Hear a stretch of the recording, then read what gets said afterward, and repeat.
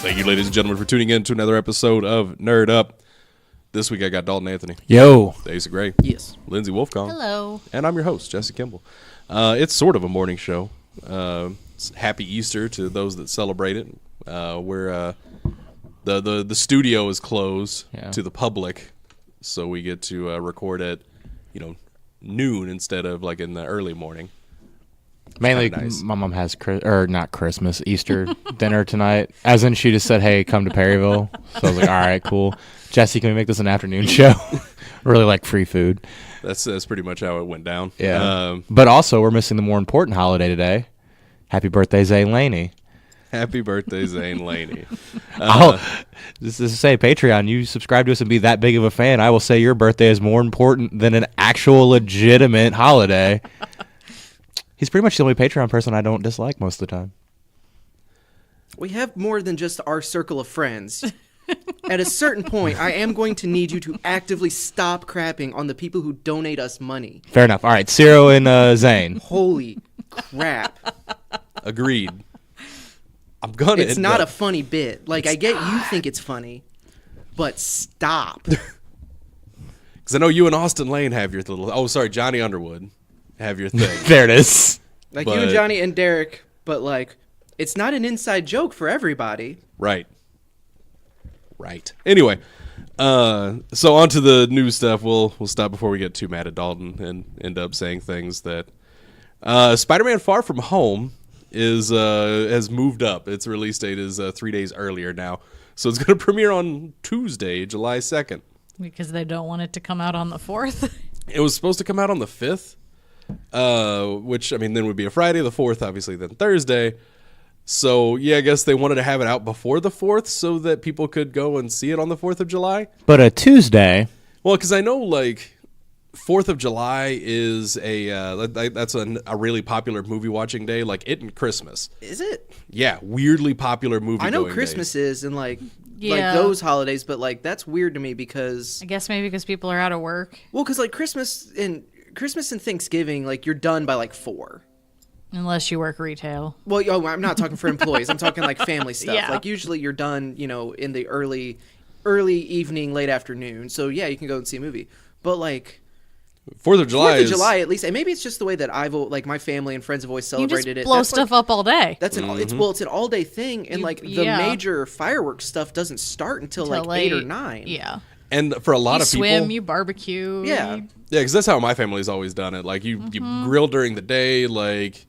And yeah, the kids are out blowing up like the cheap fireworks, your bottle rockets, your throwing snaps at each other. Yeah, exactly. $3 for 58 of them. Yeah, yeah, like that kind of stuff. The lady fingers. All that cool stuff gets set off during the day by the kids. You're in and out of the ER by the time the fireworks, the real show starts. Oh, your ER was way more efficient than the Perryville ER. You're in that one. You're in that one for that. That's the rest of your 4th. You're going into the 5th at that point. I'm in the big city. Yeah. You're in Cape Girardeau. We got two ERs. You're in Perryville. You're in one ER. And if nothing's completely blown off, you can go to an urgent care. It's true. Oh God, you reminded me of that Brody thing from last night that I watched, where it's just like, no, a stabbing's like the cold here, and now I'm getting angry of just like, oh, you lovely humans. Anyway, so yeah, the 4th of July though, like I guess a lot of families, like the only thing they really do for 4th of July is at night they might like do some grilling and then go see like their city's big fireworks display. Right. Versus, so that leaves you with basically the entire like early morning, early afternoon, assuming you eat at like 6 o'clock or 5 or 6 o'clock, like that gives you that entire window where it's hot as balls outside and you can go into the nice air conditioned theater and watch a movie. I guess that's fair. And obviously, like it's a super holiday, so it's one of those holidays anyway where nothing is open, other than like restaurants and gas stations and all of the things that don't ever close for anything. Correct. Or if you're in Perryville, only the Chinese restaurants. Red Lobster ruined so many of my 4th of Julys. Andy's frozen custard ruined several of mine. Because what place is more popular than anywhere on 4th of July? Andy's. An ice cream store. Yeah. Oh, it turns out after the fireworks show and they've decided to send everyone home, lots of people decide, let's go get seafood.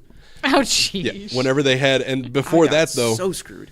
They stop at Andy's because to go to the fireworks stand. Yeah, because Arena Park is You're where right they there. do. Yeah, that's where they do the fireworks display. Or did several years while I was working at Andy's. This was obviously more than a decade ago now.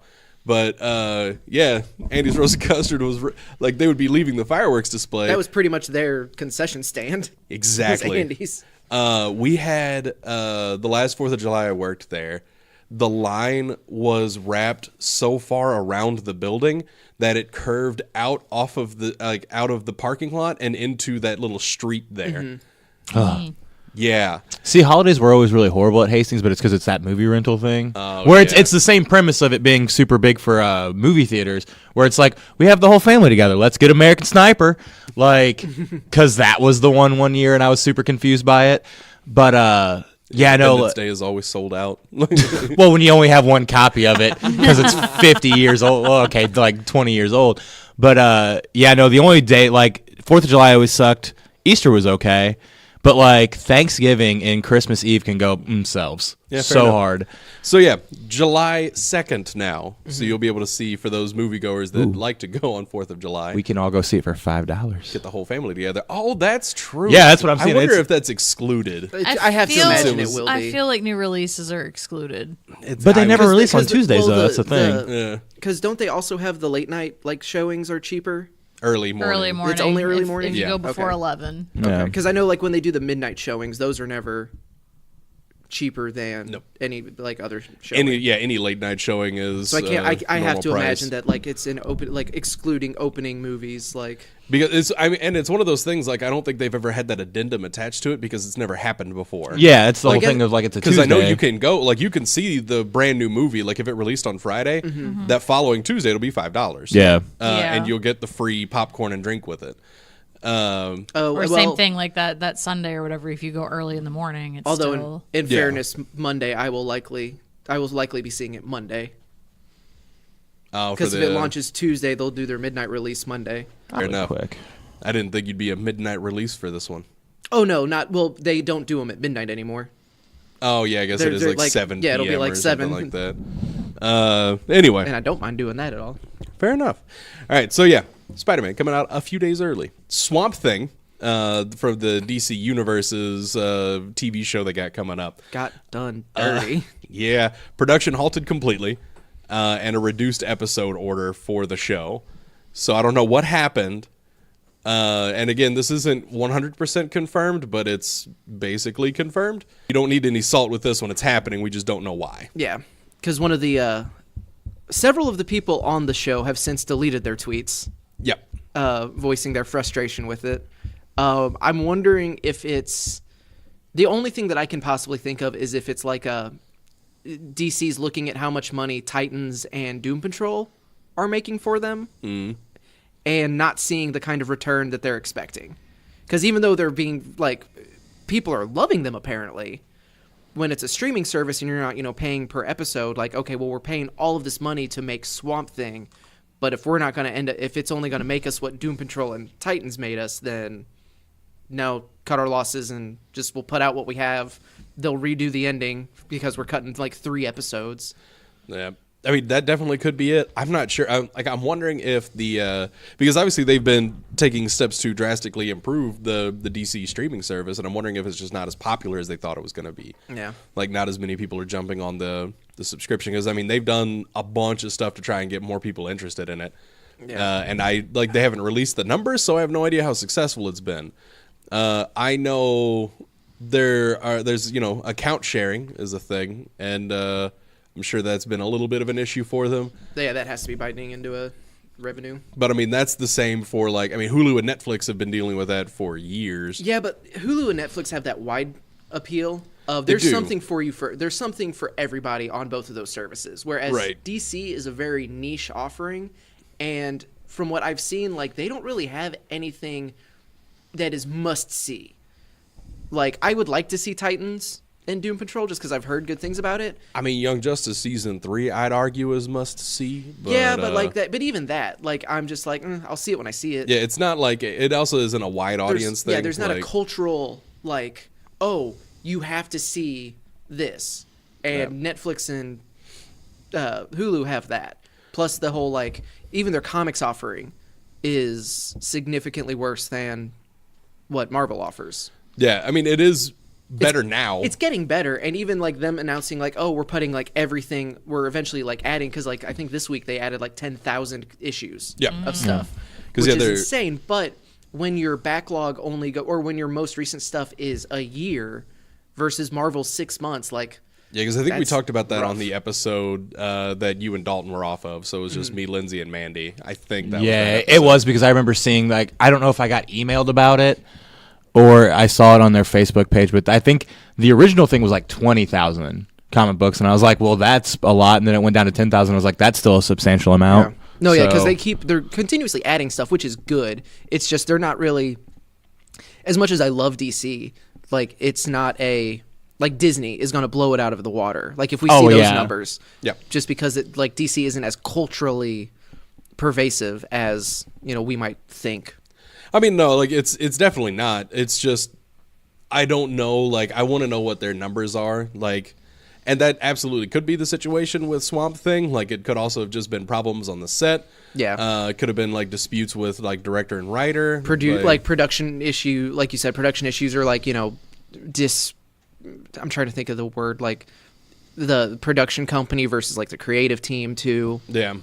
Like there's all sorts of stuff that could have gone wrong. I could absolutely see it being an issue with like DC's not seeing what they want to see out of Doom Patrol and Titans. Mm-hmm. And really, like, I feel like they should just do what Netflix does, like go full Netflix with releasing that stuff. Mm-hmm. Stop releasing it a week at a time and just here it all is, binge it at your leisure. Because I will say that's it. I think that's what ended up hurting me on Titans because I was so unentertained by it for I think I was on like 4 or 5 weeks of watching it, and I would watch it the day it would release, and then after a while it was just like I'm not gonna cut an hour out of my day for something that I don't enjoy. If it would have all been there at once, I might have actually been able to get through it just because it was like, oh well. I'll dedicate a day to it instead of like I'm going to open up this app like next week to like take all these extra steps to go through and watch something that I'm not super digging. Yeah. Yep. I want to try Doom Patrol because I will say the only episode of Titans I liked was that episode. Lindsay, did you ever end up seeing Young Justice? No, not yet. I mean, I watched the first 2 seasons, but not the new one. I need more people to see that. The last half of season 3 is out in June. I think so. Because that's coming up pretty soon. So I might get someone's login stuff, and I still need to go through and you do a free trial. That's how I watched the first half of season. Yeah, but there's so much. Like I'm still doing like Marvel stuff, and I finally hit level 30 in the Division last night. So I'm like, I booted up Cuphead again because I decided I hate myself. I got that pacifist achievement. Man, and I was very angry when I saw that there were 0 gamer score to come with the pacifist achievement. Oh, that's unfortunate. We have to go through all of the run and gun levels without shooting. Or without killing an enemy? That's rough. Mm-hmm. Yeah, you shoot them in the knee and hope they don't bleed out? Like... No, you don't shoot. Like, you just jump and dodge. Mm-hmm. Jump and dodge and hope that the one person who is supposed to give you a little bit of room that you can land right next to him to jump over him, because you have to have all your health, is actually spawns where he's supposed to. Spoiler alert, he doesn't. Sounds like me with Kingdom Hearts right now. So no, this takes skill. I can't just grind for 10 more hours to get a better weapon or like more health. You max out at 5, and even when you do that, you can't just like dash through stuff anymore. I'm gonna make somebody do the Flan challenges now.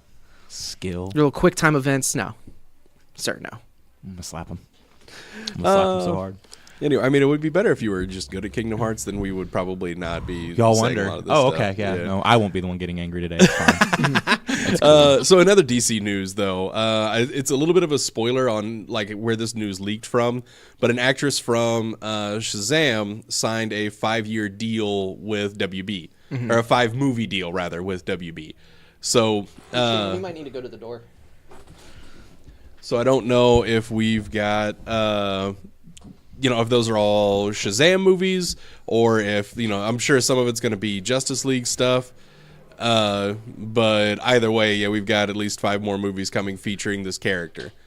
So that's cool. Because there's no sign or anything that we're closed. Oh, fair enough, yeah. I just assumed Easter, people would assume. Yeah, no, I was about to say that same. He said he assumed people would think it was close because it's Easter. I literally thought that, and then Asa kind of made it. No, we probably should have put a sign up. I had to put a sign on my store. I blame Calvin. Well, you have corporate, though, to tell you to do these things. They didn't. My boss told me to do it. Okay. Yeah. right. Let's see. Oh, yeah, going back a little bit of Disney Plus news. So we've talked about it a few times before on this show. Song of the South is confirmed will not be on Disney Plus. Shocked. Yeah. Shocked. Surprising no one. Now I'm sure there's some people that are upset about it. There was probably History, like purists in history, not like racial purists, but like Disney. No, those two. Well, yeah, those two. Disney completists. The completionists, if you will, are probably like bummed that something is being excluded. but at the same time, I get it. Obvious Yeah. reasons. Yeah, those people should understand why it's being excluded. And I'm sure there's a lot of people that are like, they were actually looking forward to finally being able to see Song of the South, because you could find it on YouTube, I think. The last time it was released, and again, I only know this because of Defunct Land, was like 1980 something. Yeah, and it was on VHS. and it was. Was it edited? I don't remember. It was either edited or they put a thing at the beginning. Was it being like- 12 minutes? No, it had the thing at the beginning. I do I remember know- it got released. It had the thing at the beginning like it was a different I time. have a Yeah. record that's all the Brer Rabbit parts. Neat. So All right, so my kindergarten class definitely sang Zippity Doo Dah. Uh-huh. And being where I'm from totally checks out. Yeah. Yeah. Anyway, I hate that song's in that movie does not deserve that amazing song. yeah, there's a lot of other songs in there that, because if you actually like, I think if you censored it out completely, there'd be like 3 songs left. Like, That's fair.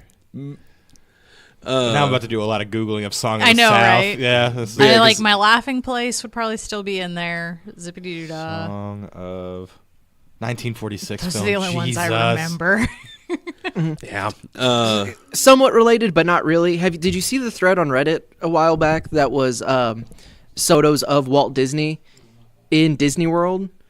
So it's photos of Walt Disney that are hanging up in various places in Disney World and like Disneyland, but they have photoshopped him smoking out of it, like. So he's just standing there, like with the 2 fingers, just like, it look like he has a headache half the time. at his side, and just like he's just randomly posing, like clearly holding a cigarette, because apparently the majority of the times he was photographed, he was smoking, because back then people just smoked. It was Yeah. just a thing you did. it If was I cool, remember like- correctly, starting in May, all Disney parks are non-smoking.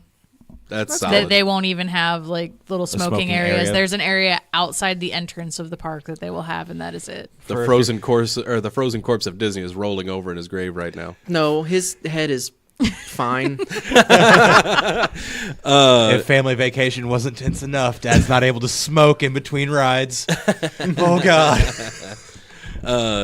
Yeah, no, because a lot of people did a lot of things that weren't good for you back in the day, I might be going. Which one's in like cocaine. Orlando? That's World. I might be going to Disney World next year. Jerk. It's I've never been before. it's an experience. This is for after. It's super expensive, and you need to like research stuff you're going to see beforehand to Yeah. settle your. Which I think you'll be fine because you don't like roller coasters. No, I'm not a big roller coaster. Well, I used to be, but it's one of those things like Tampa's an hour away from Orlando, and I'm pretty sure I'm going to Mania next year. And like my friends were like, if we're gonna be that, we're gonna take like Friday or Saturday to go. And I'm like, Okay, Well, here's if the- you, here's you the need thing. to pick what park you're going to. You're 'cause it only is going an to be able to do one entire park day. because Yeah. because World is literally like Disneyland in California fits in Epcot Center's parking lot. Yeah. So yeah, World And is you're Epcot probably is one of 5 places five worlds you. So can you're going to need to Disney. pick, like, you guys are going to need to get together and figure out which park you want to go to, Which and I would try to suggest map out. Hollywood Studios or Epcot personally. whichever one has But, Toy Story Land. That's what I'm going that to. would be That one I don't know. Toy Yeah, I Story don't Land know. is in California. I Yeah, thought. yeah, Because that's in California censored Adventure. I'm myself pretty again. sure. I just was hoping that it was also going to be in the Florida. I know one. they've Dang got it. some Toy Story stuff, but I'm pretty sure the full Toy Story world is in Disneyland. Like the Buzz Lightyear shoot thing. Yeah. That might be more. no, I don't remember. They switched that over to something different. I've never been I to think. one, and it's like my friends were like, "Hey, if we're going I to Mania, haven't we're been going." there since Yeah. 2000, so they've That's- changed a bunch. That's of actually stuff. right around the time that I had been there. Because I was in and like, Yeah. I think 6th and 8th Because grade we is went. when. It was my 17th birthday when we went. yeah, for me it was. We're not open. That was MGM, I think, is the studio. That's what is it the used one to that be. I It's liked. Hollywood Yeah, Studios now. now. Yeah, that was the one that I liked the most because That's where you get Star Wars stuff and your Indiana Jones Did stuff. they get rid of Aerosmith's Rock and Roller Nope, Coaster? it's still there. Okay, good. Yeah, that was brand new the year I went. That was my favorite ride and because it I was the hate most. indoor coasters, but that one was awesome. It was the only like roller coaster that they had. Yeah, Well, they also had Space Mountain. Space Mountain This is one, a joke. I'm Yeah, I'm but- talking like roller coaster, like flips and upside down. Because Yeah. Space Fair. Mountain's just like it's It's cool. just a really cool. I was like, disappointed by Space Mountain because I was a roller coaster connoisseur at that point in time. That if it was a coaster, I rode it. Oh, then you hated Disney. I 'Cause liked Disney had it. other I liked things. it because it was Disney. Yeah. But Yeah, no. If you were there looking was for a- roller coasters, no, Disney there was World a is not the massive- place to go. You need to go to Universal for that. Yes. honestly, like Disney in general, like if you're wanting like awesome rides and stuff, Disney's not the park for you. Yeah. Yeah. It's more about is an like the ex- spectacle, the shows. Yes. The, Exactly. Like yeah, Magic like all that Kingdom other was just stuff. about the old school rides as far as that goes. And then Epcot, I was kind of in that stage that I didn't really appreciate it. I would like to go back to Epcot. Yeah, same. And then we didn't even get to go to Animal Kingdom at the time. So We went to Epcot, Animal Kingdom, and We did all of them. MGM were the three that we did. we went to Hollywood twice because I'm Yes, a Dalton. nerd. Song of the South was put on Laserdisc. Yes. Yeah, she said that. Oh my God, that's amazing. So that'd been 1990 was the last time. I'm thinking that it was released. I'm on the Wikipedia right now Maybe. figuring That's out. fine. Anyway, and it's it's not important. Actually, 2000 VHS. They re-released it on in 2000. 2000. Yeah. On VHS. The PAL VHS first 1983, 1991, 1992, 1996, and again in 2000. That's weird. I feel like they must have lost a bet or something. What's the PAL version? Would that be? Oh, That's that's, European, European. isn't it? Japanese, isn't it? I mean, it I've- might. European. European. European, All right, alright, so we Shannon gotta is confirm. comparing European. Yeah, I was don't just know. checking the most recent time That's it was weird. released. Yeah. So yeah, I mean, I could absolutely see it being released in parts of Europe, though. No, I'm not going to get into that. So Kevin Feige confirms Far From Home will end Phase 3 of the MCU. Such a weird choice. Yeah, I would think Endgame would be your end of Phase 3. Whenever you put and, "end" in the title, yeah, Spider-Man would be like the start of Phase 4. I would think. I guess But it depends that's on what- where it's placed time wise. Yeah, I guess if it's before Endgame, then yeah. 'Cause you'd if be it's a no, right. it's not before Endgame. Well, don't then- we? I don't know anything that about I'm not this sure movie. of. Like they may have made that announcement, but because my big gripe of it is like, okay, well, we already know Spider-Man has a movie coming out after Endgame, so that kind of undoes some of the impact from Infinity War, and then people will be like, well, it could be a prequel, which it could be, but that doesn't make it better for me because then it's like, all right, well, then there's no stakes in Spider-Man because we've seen Infinity War. We know Right. that Yeah, he- we either know like either it is a prequel to Infinity War, like it's happening before Infinity War, or we know what happens to Spider-Man. Right. So yeah, I mean, like, and honestly, with them saying it'll end Phase 3, it almost seems like it is an Infinity War prequel. Because that would make sense having Endgame be the last bit of that continuity timeline. Right. And then we go into Phase 4. But at the same time, like, if it is after, they could just be like, you know, we don't know what the Sony deal is. We don't know how many more Spider-Man movies. It was rumored that there was a trilogy. Because I think Tom Holland messed up and said something about what? how many movies he signed on to do. But yeah, so this could be just like, you know, fallout from Infinity War, which would Right. also be kind of weird. Like if like all of the universe gets blinked back into existence, and then like, all right, well, field trip to London, kids. Like, but we don't know what kind of. Maybe it's like a mind wipe. It's also seeing that's the things. This probably is going to involve heavy time travel, and which Or, has like- been a speculative theory. Mephisto style, like, you know, rewrite history kind of deal, or like rewrite everybody's brains kind of Yeah, deal. yeah. So like, so Only the it could, people involved remember. Right. if that even. Yeah. I just saw an 8 a.m. Showing on Sunday for Endgame. I'm going to that one because literally only 2 people have bought tickets. So But it's 3 hours, and well, you don't have to deal with the table at the convention. yeah, but I just have to worry about the panel at noon. That's why I was like 8 a.m. Perfect. Yeah, no, I'm gonna try and see. Sadie, she's game. I'm gonna try and see like a midnight. Endgame. I haven't dusted her yet. So this next portion of our podcast is brought to you by Villainous Grounds. Appreciate me, damn it. no. Not for that. I'm a treasure. Yeah, Villainous Grounds in Perryville, Missouri. Please stop by there for all of your comic book needs. And get some coffee and some local art. Lots of cool stuff there. But not today because they're closed. Good for him. I'm happy about that. So anyway, so we got a little bit of comic book news. Phil Lord, the writer and executive producer of Into the Spider-Verse, the animated movie, is going to write a Spider-Ham comic for Marvel. Is this a miniseries? I'm assuming. We have no details other than he's writing one. because I don't know when. I don't know like who the art is going to be. Like all we know is Phil Lord's writing it. The Spider-Verse is probably my favorite superhero movie. Like going through and doing my MCU rewatch, like I'm clearly not liking any of those better than I know. better I've than been Spider-Verse. so surprised at how many of them I'm like, why did I enjoy this? Oh no, I'm the exact opposite. Like I'm loving them. Like I love all of them so No, far. Well, I've been that's not true. bored through so many of them again. Oh, Captain America and Thor and Hulk are the only ones that I'm like, these are better than I remember, but they're still not I great. had that with Hulk. Like I had it like at the bottom of my list, and I'm like, okay, I actually have enjoyed this. Yeah. So, But it's that thing where Spider-Ham in Spider-Verse was really good because it was John Mulaney, and also he was a very small part of it. He was just kind of supplementary there to all was of just enough of that for right. it to be. So I don't know how I feel about a full thing. Spider-Ham book. Yeah.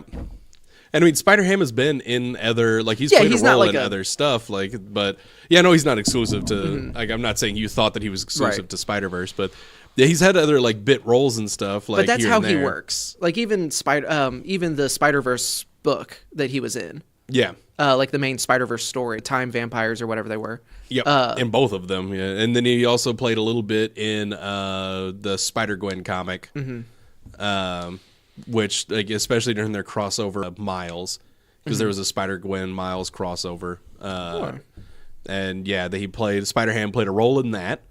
But he's never like the central part, no. so I don't know how that's going to work. Yeah, Could be interesting to see. We'll Of see course, how it works out. I'm apparently wrong about comic books all the time. See, Zombie Hulk and Cosmic Ghost Rider, because those are apparently the best books ever written. I'm just like, why?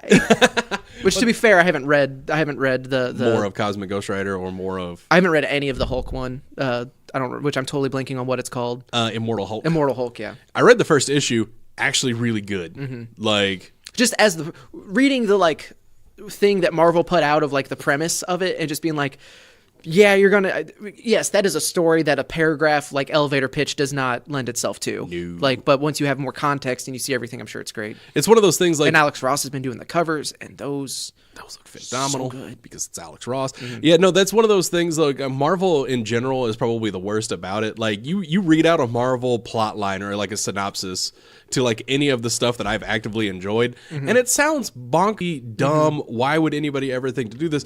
But then you read it and you're like, you know what? Oh, everyone's insane. I like that quite a bit. And when they have multiple pages to express that, it works better. Yeah, because like there's been a lot of stuff like Spider-Verse on paper is awful. You read it, it's an enjoyable ride. Oh, I love Spider-Verse. It's so good. Yeah, it's not the only one. That's just the first Spider example I can totems think are of. kind of dumb. I- I think that whole premise is stupid. I still but it's stand by good. the execution and summary of Silk is just bad fan fiction. I stand by that opinion. You will not change my mind. And Marvel made money. I've stopped They trying made to say, so much money off of it. I've stopped trying to change my mind. Well, Silk got canceled. Spider-Gwen is what came out of that making money. Yeah. Well, I just meant like in general with like that event Yeah, that's and fair. stuff. But anyway, Yeah, Silk got canceled because she was a bad fan fiction character. Like we can't and even Mary make this. Sue? We can't even make this relevant. No, just it sounds like J.K. Rowling tweeted out like to retcon a Spider-Man character. they found out a way to introduce a new Spider-Man character and did it in such a way that it was related to Peter's origins, but there was no way that Peter would have known about it until this happened. And she kind of like kicks off the entirety of the Spider-Verse event. Like she's been locked away because if ever her and Peter meet, then it could bring about the end of the Spider Totems, which every universe has a Spider-Man is what the Spider Totems are. And there's reality vampires that interdimensional that feed on the spider totems. Yes. It's never really clear what happens because they talk about how hungry they are. Never really clear what happens when they run out of spider totems. Yes, the terms all sound insane. Yep. That's all there Yep. is to But then Which you I read guess- it and you're like, all right, this was fun. Because I think like what's supposed to happen is they take out all the spider totems and then it just starts again until like two particular totems come about and then they eat them all and wait, rinse and repeat. And It's Silk- a good book, I swear. No, it's I know. fun. Like I read it because I had Marvel Unlimited for a Okay, while, yeah, so I yeah. went back and like reread a bunch of those like arcs that I had missed. But But anyway, moving past that one, I guess. So yeah, Spider-Man comic coming a few weeks ago now about there's going to be a Valkyrie spinoff, like Valkyrie is getting an ongoing spinoff out of War of the Realms. It turns out, though, Valkyrie is actually going to be Jane Foster. So since she's not Thor anymore, I guess now she is Valkyrie. I haven't read like any of the stuff. Like I was under the impression that Jane Foster was dead. It doesn't mean that they killed her. Just that's kind of what we thought had happened. Right. Very easily could have been a thing that when Thor got his powers restored to him and they transferred back over, he used Odin magic to like save her. Yeah. But now 'Cause like Marvel. yeah, but now Asgardian magic has made her Valkyrie. So yeah, she'll be assuming that mantle and getting another ongoing, which is cool because I know people, and I'm pretty sure Al Ewing is going to be writing it still. They haven't confirmed that, but that's the big theory. So, and I mean, he was the one, or Jason Aaron. Why do I keep saying Al Ewing? Because whenever we were talking about it on the pre-show, you said it was either Jason Aaron or Al Ewing. So you keep going back to that. And Al Ewing is doing the Immortal Hulk run, and that's, I guess, where that's on the brain right now. But anyway. You're welcome. Thanks, buddy, I guess. So, yeah, Jason Aaron is rumored to be writing it, and every, like, the Thor run with Jane Foster as Thor just... I mean, it won tons of awards. Like, it was apparently incredible, like, from beginning to end, just really, really good. One day I will probably try and read it, but I like by the time that I heard it was so phenomenal, it was like a year into that run, and I was like, that's one of those that like I made a little list of stuff that I wanted to go back and get caught up on when I had Marvel Unlimited, and it was on there. Just never ended up. I just didn't have time to, because then we got busy at work, and I couldn't just read comics while I was at work. Yeah, and then it was like, I'm not reading this at all, and I'm just gonna cancel it. That's entirely fair. Marvel Unlimited though is a pretty incredible deal for getting caught up on all that backlog stuff. So anyway, yeah, Jane Foster coming up. We don't know when the book is releasing or what the creative team is going to be. We just know that that's what's happening. Kind of curious if War of the Realms happens to the original Valkyrie, or they're going to coexist, or what. But yeah, I guess that because I have the first issue of War of the Realms. I don't have the second one yet because it's. Oh, is it already started? Yeah. Oh, got the first issue. The last time we went up to VG, we had the first issue. Okay. So I didn't pick it up, so I just didn't see that it was out. I did because reasons. Like I should stop buying because it's a Marvel event book, and fair. It's hard to say no to those. And I'm definitely not going to though go all in on this one like I did Into the Spider-Verse 2. And get all the side stories and one shots and stuff like that. Because I'm still waiting. I need one more book, and I'm hoping to find it at Comic-Con coming up to actually have like the full set of that, and then I can finally read it. Because it's like the third book in line is the one that I'm missing. Oh, so it's not even a side one. You just don't have all of. It's a side one. It's Spectacular Spider-Man 301, I think, or something. Or not 301. It's a Spectacular Spider-Man book. So it's definitely a side book, but it gives you like the reading order. Oh yeah. And like that's number 3 in the list, and I'm missing it.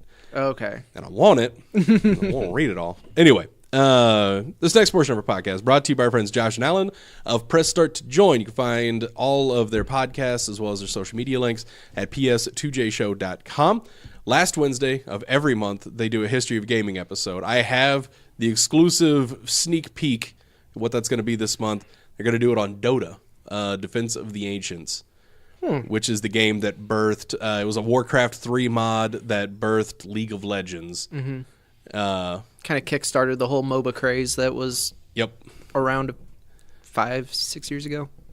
Longer than that even, because I started playing League of Legends in 2009, I think. 2000, that sounds right. Yeah. Though it didn't get like as dumb popular as it did until probably like 2011, 2012. Because that was But Defense of the Ancients kind of kickstarted all of that. Well, yeah, because the Dota All-Stars was the Warcraft 3 mod, and the guys that made that were the ones that went on to make League of Legends. Okay. More on that. I'm sure that Josh and Al are going to cover that way better than I just did, and an entire episode devoted to it. Yeah. So check that out. Like I said, it's the last Wednesday of every month, which I think is this Wednesday for April. Yes. Because the 30th is on like Monday or Tuesday. Yep, that is correct. So, yeah. The 24th will be the last Wednesday. Then they'll have that episode up. Anyway, so we got the Xbox One S All Digital Edition has been officially announced, confirmed, and shown off. It is the Xbox One S without the slot for the disc tray. Which... Pure digital. Yeah, it's pure digital. That's fine. Almost all digital. It's completely fine. The Xbox One SAT Edition. I was just Other people are pointing out that with the addition on there, it's Xbox One Sade. I like it. Anyway, so the it looks exactly like the Xbox One S, and this is what kind of bummed me out. Like, if you're getting rid of the disc tray, like that should open up a smidge more space for you to kind of do a little bit of a redesign. But instead, they're just keeping exactly the same mold from the Xbox One S. Or at least make it shell. smaller. It's called cheaper production. I guess. I mean, you have all those parts. You just You're literally just leaving one out because like Yeah. inside gaming that Funhouse does. But they're not having to make whole new molds. Exactly, yeah. But so like like Lawrence opened one up and it's like, yeah, this is literally just the Xbox One S. It's just this is where the disc tray goes. Literally nothing's different. They just didn't put that. They didn't put that in, and then they did have to make a new mold because they just filled in where the disc drive is for the One S. But that makes sense because if you like, and then I only know this because of like action figures. Mm-hmm. If you can change one thing, if you can just change one thing as like opposed to changing everything, it's still cheaper overall. No, so yeah. even if you like just kind of fill in that bottom spot, the black under, which is I'm assuming what they redid, you just put that shell on top of it, it's still substantially cheaper than just like redoing an entire. no, mold. it's because it's like see that. Oh that's yeah, the one no, S- it's in the white. It's yeah, just it's- the white shell. So yeah, just filling it out, and then Yeah. that can't be too expensive. Yeah, but that's probably not hard to change the mold. And now, special guest Mr. 100. I just have to ask this real quick. Who is this for?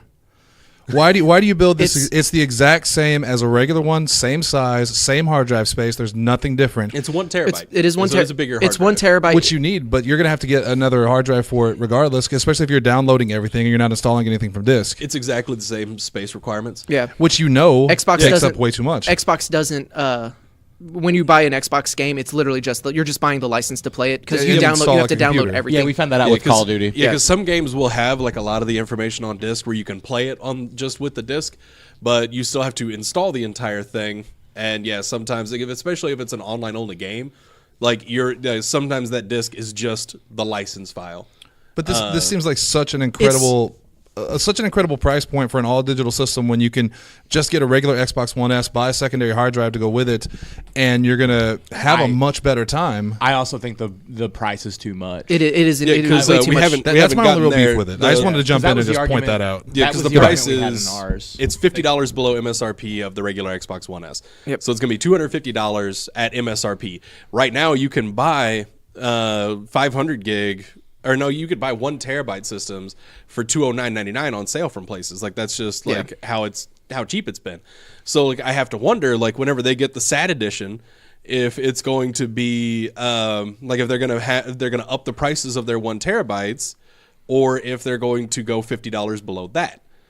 And then I can kind of see it as like a cheaper option. Like if every Xbox One S out there was still $300, I could see people with, a speedy internet connection that don't mind a digital library saving themselves $50 Right. and going for this edition. But as of right now, like Shannon pointed out, like it's cheaper just to get like an Xbox One. And that's the big like criticism that a lot of people are having is that the price point is which roughly and for a 4K Blu-ray drive, they're pretty much only saving that money, like production wise. Yeah. Because that's roughly about how much it costs to put one of those in a system.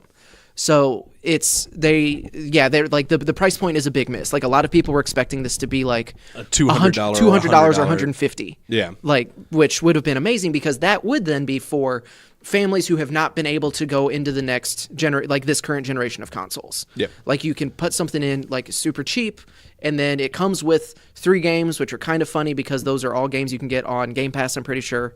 Minecraft and Sea of Thieves you definitely can. I'm not 100% sure about Forza. You can. Horizon 3. Oh, Forza's, yeah, you definitely can get on Game Pass, except for the newest. But so the Which would be Horizon 3. 4. Horizon 4.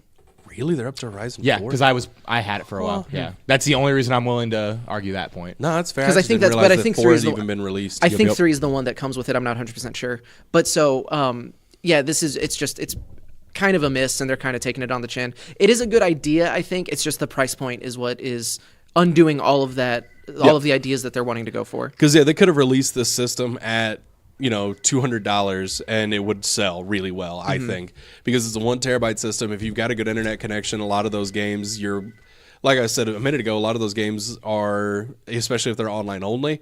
Which if you get into digital edition, you have internet.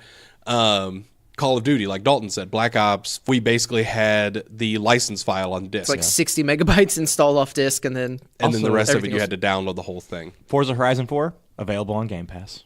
I was gonna say, because I think all of their stuff is like Game Pass. Like that's the whole point of like Game Pass is anything Xbox exclusive first party is going on Game Pass day and date. Yep. Yeah, because like I was talking to somebody about, I was like, I would consider buying one and just keeping it here at the store. But that's a very niche thing for like that not a lot of people have, where it's just like, well, I mean, I'd be at the game store that I'm always at. And secondary system that you've primarily moved to digital anyway already. Yeah, like then I could play it here at the store. I wouldn't have to lug around a bunch of equipment, but that's a very rare situation. Yeah, no, not many people are in a situation where they can just go ahead and grab a second system because they move around a lot.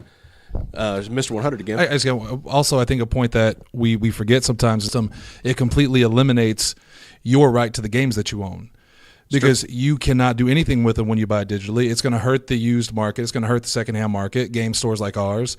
An all-digital platform not only robs us of money, which whatever, we don't make the games. It's not really our right to have the money anyway. But more importantly, it robs the consumer their right to the things that they purchase. You buy a game physical, if you don't like it, get rid of it. You buy it digitally and don't like it, you're stuck with it. And I think that's a huge mistake. Yeah, no, I do hope that like for this system, this is a return policy. Steam has a pretty good return policy. Yeah, Steam has a solid digital return policy, and a lot of like digital-only platforms have been releasing that. But video games are kind of rare in that sense. Like, I don't know. Like, I don't see that as being a thing that they should have to consider.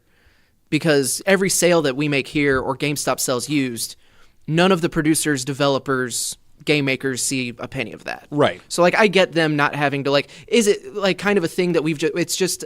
This is an aspect of video games that we have just, as a medium, we've come to accept as part of the deal. But now that we're moving towards like more and more all digital, like, yeah, that's when you're going to start to kind of see that. And I don't necessarily think that that's something that they should have to consider. No, yeah, like, because for them... Like, it's not their responsibility to make sure GameStop can still turn a profit. Right.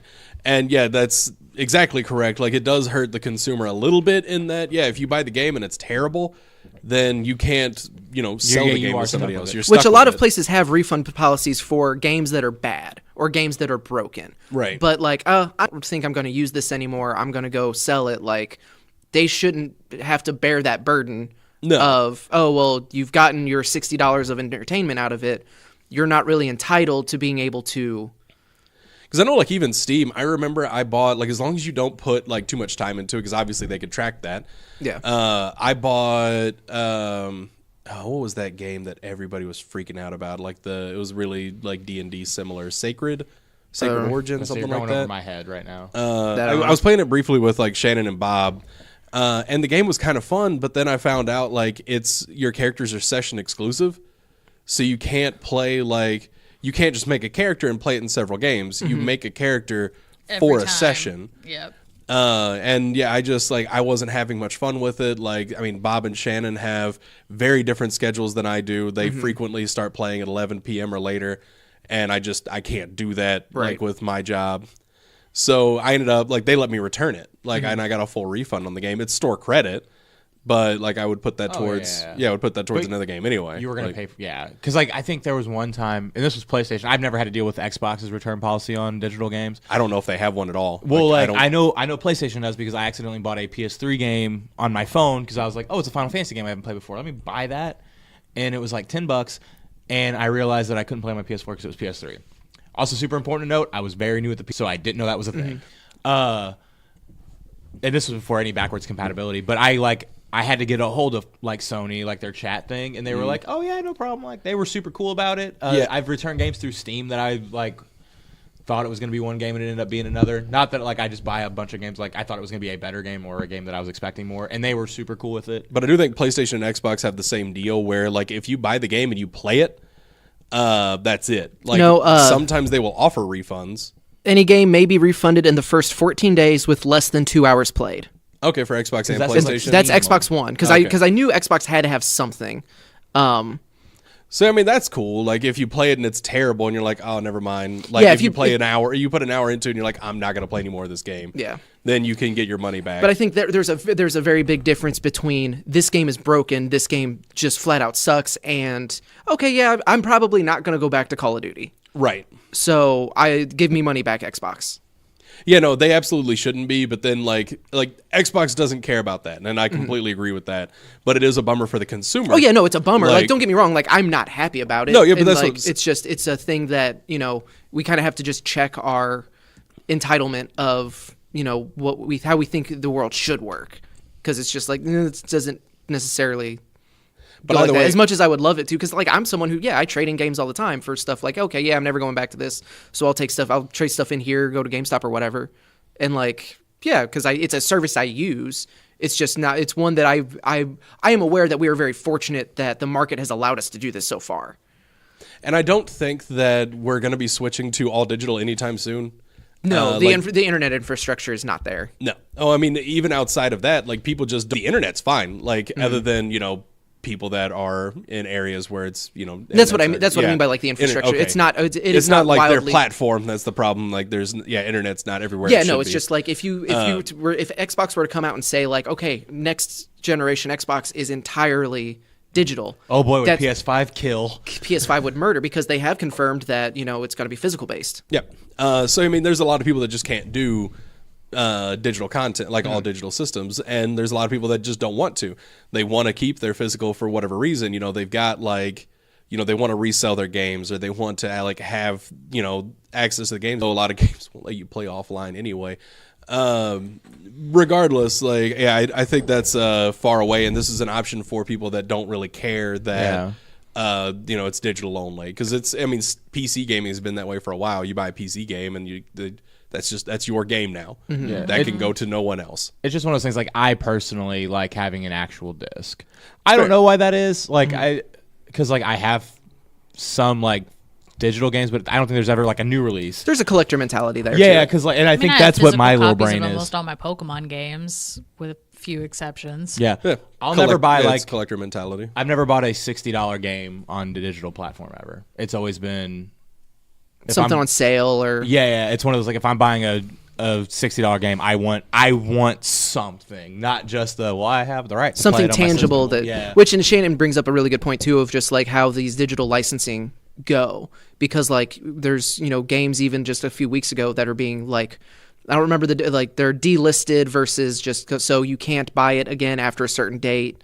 And then there's some games that if they just get pulled from Steam completely, like even if you've bought it, like you can't play it. I'm always worried about that with Marvel Ultimate Alliance on the PS4 because I'm just like, I mean, at any time Just you're waiting for it at any and point. I was like, you already got my $60, so it really doesn't matter if you keep that game where I can Or play look it or at not. Marvel Heroes. That Like too, the amount yeah. of time and money sent, like people sunk into that, and now it's just Yeah, now it's just gone. Because that is a difference of an MMO. Like servers shut down, they're down. Right. The real bummer is like with it, when that's happened to other online games, people have been able to make their own servers, but like they just can't do it for Marvel. Like the people have been trying to get all the game resources and stuff, but so much of that game was run server side that it's near impossible. Yeah. But anyway, we need to move past this. We got the PlayStation 5 specs. Looks like estimated $500. Like that's probably going to be the low, like the floor of the estimations for the cost of the system. Given what we've seen of it, I cannot imagine it being less than 500 unless Sony is willing to take a massive hit per console sold in the beginning. Yeah, and I don't think they will. Like, I mean, they've done it in the past, but because apparently the PS3 was sold below cost when it first so came was the out. PS4. Yeah, but it's always been kind of like a slim margin. Like I feel like if they go below 5, they're like that's going to be a way bigger. Yeah, and the idea is that they make it up in software sales because software is big markup. Well, big markup for them. Yeah. But anyway, Store-wise, like $4. Yeah. So, but they did say that it's going to be backwards compatible because it's going to be largely based on the PS4 software architecture. So that's easy to do. You'll have the hardware already there for it, basically. They're talking about it's going to be 8K compatible, which Doesn't matter. Doesn't matter right now because we don't have 8K TVs. Like they exist. You don't have one. No. It will have a solid state hard drive. If you're listening to this and you do have a 8K There it TV, is. I was waiting for it. Patreon.com/Podzilla1985. I was thinking that exact joke. I was just like, yep, and that would be. What do a you perfect mean joke? I was No, thinking yeah. that exact premise because I was like, oh man, that would be the perfect time to plug Patreon right. if you have one. So back on track here because we are running low on time now. Solid state. It's going to have a solid state hard drive. It will support VR. They're working on PSVR 2. It'll support the current PlayStation VR headset. They gave us a lot more information about like the hardware and everything else, but nothing like that really you guys would care about. The solid state hard drive I mentioned specifically because solid state is a massive upgrade. Did you see versus the- hard The disk? loading for Spider-Man. Yeah, I saw Spider-Man went from 15 seconds load screen to 0.8 seconds. So Nice. the fast travel system going from like this one location to the next, yeah. Yep. That video comparison is like, ooh. You know, I don't even have time to pick up my phone to open up Twitter, much less like open up and see like what's on Reddit. Yeah, because that like I've seriously thought about putting a solid state drive in my PS4. Like if I played my PS4 more, I would, but I don't. I'm gonna ask how much one of those run. A 1 terabyte solid state, Yeah. about $150. It's not actually bad, and No. Does it is- PS4 support the solid state? Yeah. Huh. I mean, it's the same ports and everything. Like you've been able to do them for a while. Like you could actually put like in the original PS4, even you could put a solid state. PS3, you could put a solid state drive into, Neat. and it just loads faster, significantly faster. Also worth mentioning when you said backwards compatible with PS4, that is not going to include like PS3 and Vita and any of those games because that was part of the reason that PS3 tanked and why there's not more PS3 backwards compatible with PS4 is because Sony decided we're going to do our own thing and you have to develop games a very specific way. And developers were like, no, thank you. This sucks. And so with PS4, they went back to like, no, this is so much easier for everybody. Yep, because PS3 was on a completely different software architecture than PS2 or PS4. Yep. PS4, Xbox One, and PC are all on the same software architecture. And PS5 So- will also be on that same. Yep.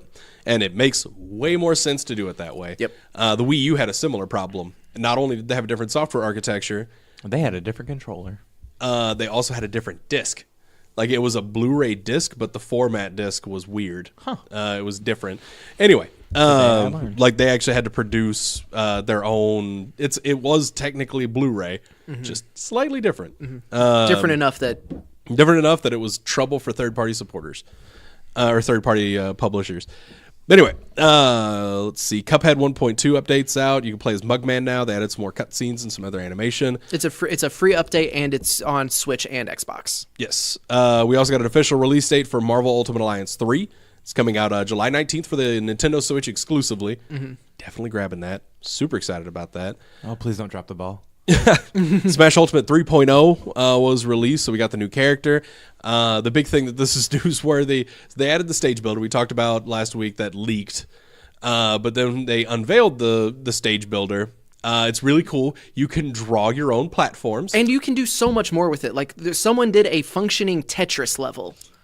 Like that was super cool. I mean, they didn't like The disappear Tetris when blocks they were didn't, like moving around. right. and They stuff, didn't yeah. disappear, but they like landed and loaded, and that changed the layout. That one I sent you of the spinning wheel that you constantly had to like. Yeah, you were just trying to survive. Yeah, like Yeah. there's some really cool stuff you can do with this, and I love that idea of the stage builder and how creative people are, and that's all people are talking about, right? Yeah. So because you can draw your own platforms, like you can use the touchscreen on the Switch to draw your own platforms. where this is going. It's kind of like if you go to like the browsing stuff that people have posted, that GIF of the girl getting hit in the face with hot dogs. That's what going into the stage builder is like right now. And Dalton says he can see where this is going. Yes, literally every human being could see where that was going, except apparently Nintendo. And that's the only one that mattered in that Well, case. because like it was one of those things like it didn't happen in Mario Maker, and then they're like, wait, they couldn't draw in Mario Maker, could they? and they had to do it in blocks, like so if you were trying to do that. And it did didn't look happen in Mario Maker. Still, it was just it didn't look as detailed of Mario and Luigi sharing an intimate moment Here's the thing. as it can now that people can just draw it. I have so many American Vandal jokes that I'm trying not to say right now. I mean, no, that's pretty much Yeah, it. but it's just, the video game. like if they were going to do season 3 of American Vandal, it would just be Super Smash Brothers. So is the I know you have to pay for a Joker. Yes. Is the stage thing completely free, or do you Yes. have to? Okay. Well, Yeah, the only thing that you had to pay for in the 3.0 update was Joker and his stage. how much was that? $6, or you get the fighter pass with all 5 characters and all their stages for $25. Is it also the music that you have to pay for, or is that just included? It's included in the $6. Okay. the pack. So but you have to pay for the music as well. So it's like Yeah. the stage, the character, and that character's All in like one music. bundle. Yeah. Yes, yeah, all in one bundle. Which the music for they added for it is really cool. I really changes like Joker. It changes the stage too, Yeah, depending on which game of Persona you're listening to the soundtrack of. Yep, because it's either because they added like music from Persona 3, 4, and 5, and the stage will be blue, yellow, or red depending on which of those Which game the which music is is in. coming from, which is cool. And the stage is actually super fun too with hazards off anyway. I dig it. One of the few places it has a slope, and I'm fine with it because it's big enough that it doesn't make a significant impact like Castle Siege. I'm not gonna. I need to stop. I'm not gonna talk more competitive Smash stuff.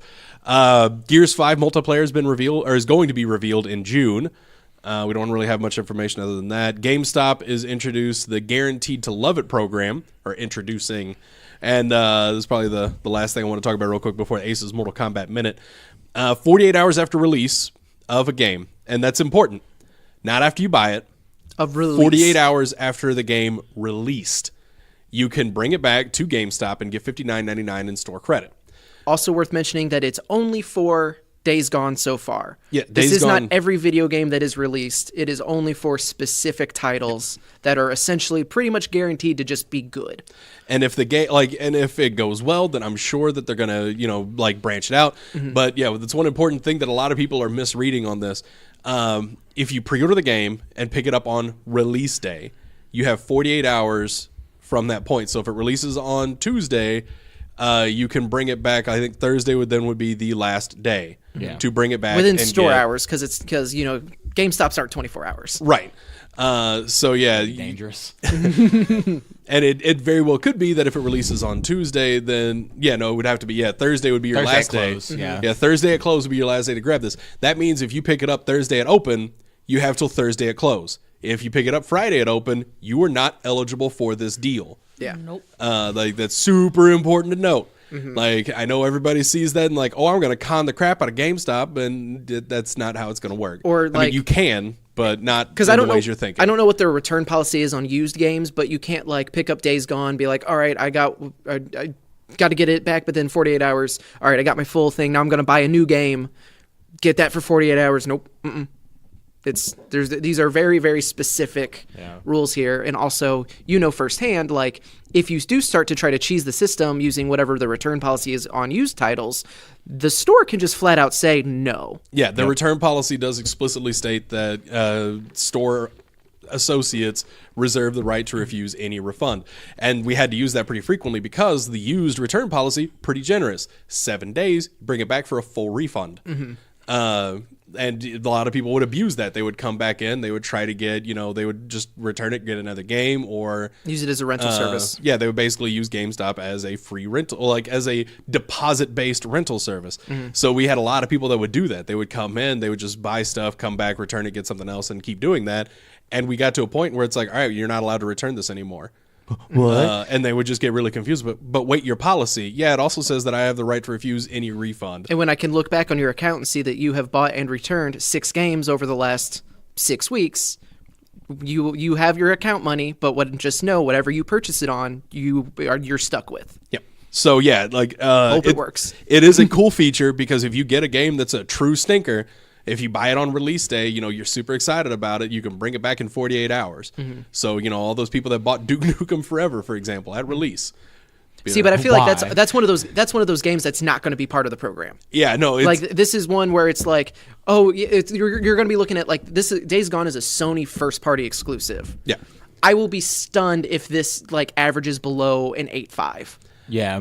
Because that's definitely been the trend. Because But it's one of those, I will not lie. If they do this on a game in the summer, that will become the Dalton Anthony. I'm going to try to beat a game in 2 days. Because it becomes a no-loss situation. That being said, nobody report me to GameStop. Because I do want to try this one time. You know they monitor us. Oh, yeah. Thanks, Shannon. And that's the other important thing. Who else is sitting at this table? Thanks, Lindsay. What? She also worked for him. Yeah, I was gonna say, who was on that? I haven't worked there for like Yeah, but who was on those 9 shows? years. It's been a minute. There was a number of shows dedicated to GameStop. There were. But yeah, it's also important to note that it's not a refund. It's $59.99 in store credit. Yeah, you are so you're trading not- it in. Yeah. You know how many toys I buy at GameStop? It'll still be a fun experiment No, once. I mean, I understand. I'm just saying, it's not like you're not going to go in there and get cash back. You get Yeah. $59.99 in store credit. Store credit is not taxed. That $59.99 will buy you another brand new game. Yeah. It's a cool idea, but it's putting a lot of stress on employees that just doesn't need to be there. That's the thing, is like, this is going to be a nightmare for the people working the registers. Yep. It's like, I don't like GameStop, but for the most part, I'm a big fan of every employee we have at the Cape, minus one, and it's the same one. And I'll tell you in a minute, Shannon. I don't want them to have to deal with. It's Asa, yeah. Like, because there's like a couple of them. I'm like, man, that dude's gonna get yelled at, and I like that dude. Like, Yeah. he's super cool to me. All right. So now, Asa, hit us with your Mortal Kombat minute, and we're going to call it a day. So we got the Shao Kahn trailer finally, because he's the pre-order bonus. He has his taunts of laughing at you and you suck. Not only does he have taunts, the taunts are have impact. So like, you suck will then like lowers your attack power, and like the laughter like boosts his attack power, I think is how it goes. I'm not 100% sure, but that was like what was on the like comment section and stuff. They are functional. We know they're functional. That's kind of awesome. He looks cool. A lot of his gears come out. And then we got the coolest video game trailer I think I've ever seen in my life. Is the launch trailer that has the movie song they're using it for the first time ever in a game, something tied to the game. It makes my heart so happy. I'm excited. It has Cyrax and Sector in it, which makes me sad because I'm pretty sure they're going to be just like MKX, Baraka, and Rain and Tanya, where you can only fight them in the story mode. They're not going to appear anywhere else.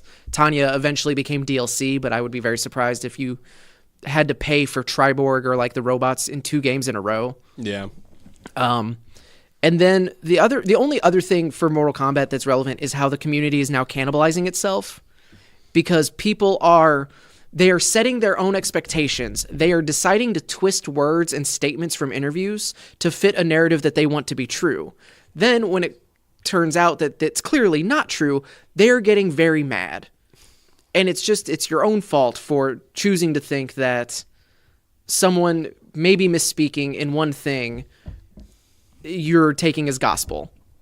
And then it's like, no, there are no unlockable characters in the crypt. But someone said one time, I read it here, they said we were going to get that. How could they do this to us? No, that's not what happened at all. You're choosing to like try to hype something up on your own. Yeah. There was so a many rumor that was based on something that you accepted as true. And there's been so many times that's happened so far. And it's just really bad this last week because there's all this disparity of like, okay, well, is the day one patch out, or are the people who are playing this early copy not having like the full content? So the news that they're spreading could not be true. We know the game has to be online for you to unlock costumes. And it's like, man, Injustice 2 was so easy to cheese on PC because you could go offline and say that you have all this gear and equipment and stuff, blah, blah, blah. And like, okay, well, now that you can't, now you have to be online to verify that you actually own this gear. Why would they do this? I don't It's know. the Eric Andre thing where he shoots Hannibal. Like, why would NetherRealm do this to us? I was thinking Pikachu meme, like the surprise Pikachu face. Yeah, exactly. The only thing that like I'm still super hyped for the game. I think it's going to be great. I'm excited for the story and like even the single player content, even though apparently it is going to be very, very grindy, like even more so than Injustice 2. Worse than the multiverses? Yeah. That's what I'm talking. That's what I was talking about, the legendary gear, where it's like, okay, you have to connect this specific move 250 times. Well, that's and you have to do that like 4 times. times. Like you have like 4 of those things. Wait a minute, maybe they can give me AI loadouts, and I'll make that AI loadout only do that move. I mean, yeah, kind of. Like, I mean, that's stuff that people are like talking about. Yeah. But again, we don't know what the final after post day 1 patch is going to look like for sure. And then also they announced that apparently the crypt, like, so they said that there's no loot boxes, but apparently the crypt is randomized. So instead of where it used to be like, oh, to unlock this specific thing, you have to go to, this specific crypt number. Yeah. Apparently it's not that anymore. It's now tied more to there's like various areas of the crypt, Okay. and those things will be there.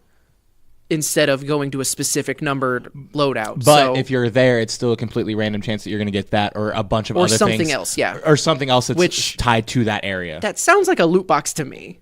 No, that is a loot box. Like, that is the literal definition of a loot box. But all of that is not like that's all cosmetic still, and like fatalities and animations and stuff like that. So I'm kind of hesitant. Like it gives me a little bit of pause for how this is gonna work, and how the Towers of Time stuff is gonna work. But you're synced in. Yeah, but I'm also still like super excited. Also, there's apparently leaks for the DLC that came out that, for me, if they're true, is a little underwhelming.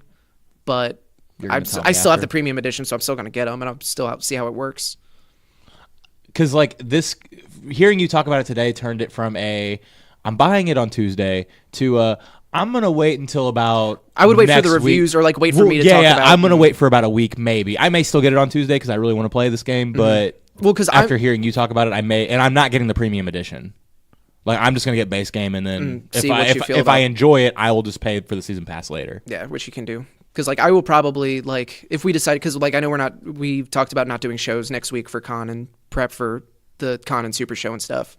So if we're not doing anything on Tuesday, I may just, because by then I'll have it installed, I may just swing by the store and play it for a little bit. And if you want to check it out, you can. Sweet. That'll work. All right, guys, that's going to do it for us. Thank you for tuning in as always. This is the last show for a week, so we will not be back until not this coming Tuesday, but the following Tuesday. We will probably post the show we record at the con, though. That is right. We are going to be doing our live shows at Cape Girardeau Comic Con, which just announced a couple days ago. The Friday live Podzilla panel is going to feature Road Warrior Animal. Really? Yes. So that's super cool. Yeah. Yep. So more on that later.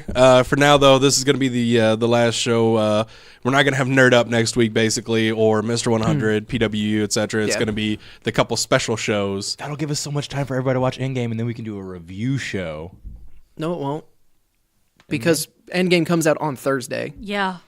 Of the con, and then on Tuesday we're going to start doing shows again. Yeah. But but the Sunday, it's fine. It's fine. The way I'm spacing this out week-wise makes perfect sense to me. And as most things don't make sense to the rest of the people, thank you all for tuning in. We'll see you next time.